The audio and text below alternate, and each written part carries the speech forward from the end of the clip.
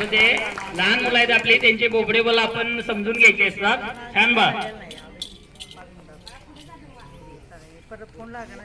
व्यासपीठावरील उपस्थित सन्माननीय मान्यवर, आदरणीय गुरुजन वर्ग, तसेच येथे उपस्थित सर्व ग्रामस्थ आणि माझ्या मित्रमैत्रिणींनो, प्रथम तुम्हाला प्रजासत्ताक दिनाच्या खूप खूप शुभेच्छा देते आणि मी माझ्या भाषणाला सुरुवात करते.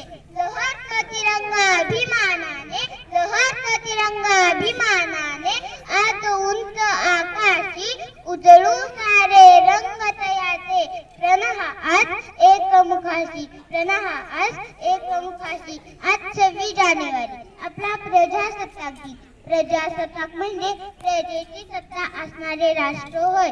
1950 ला म्हणजे आजच्या दिवशी आपल्या भारताची राज्यघटना अंमलात आली. 15 ऑगस्ट 1947 साली आपला भारत देश स्वतंत्र झाला. स्वातंत्र्य हे अंतिम ध्येय ठेवून लढलेल्या, प्रसंगी प्राणांची आहुती दिलेल्या क्रांतिकारकांच्या बलिदानाचे, संघर्षाचे चीज झाले. सर्वसामान्य नागरिकांनी पाहिलेले स्वप्न सत्यात उतरले. परंतु आपल्या सर्वांना माहीतच आहे, आपला देश विविधतेने नटलेला आहे.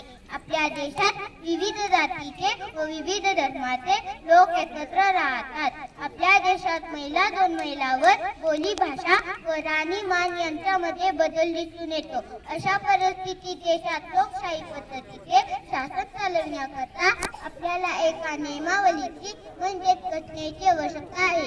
ही बाब तत्कालीन सरकारच्या लक्षात आली. डॉक्टर राजेंद्र प्रसाद यांच्या अध्यक्षतेखाली संविधान सभेची स्थापना करण्यात आली आणि एका महत्त्वाच्या समितीचे म्हणजेच मसुदा समितीचे अध्यक्ष भारतरत्न डॉक्टर बाबासाहेब आंबेडकर यांना करण्यात आले. तब्बल 2 वर्ष 11 महिने 18 दिवस जगातील सर्वात महान अशा संविधान निर्मितीचे कार्य चालले.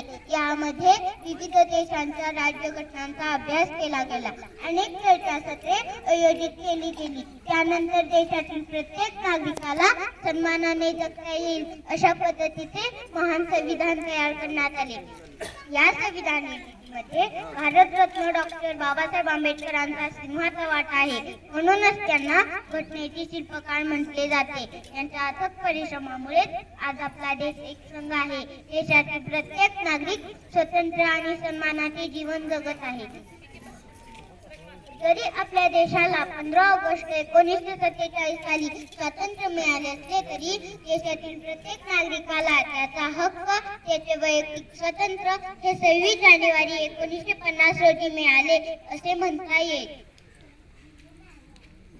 त्यामुळेच आजच्या दिवशी संपूर्ण देशभरात आनंद उत्सव साजरा केला जातो. ठिकठिकाणी तिरंगा फडकवला जातो.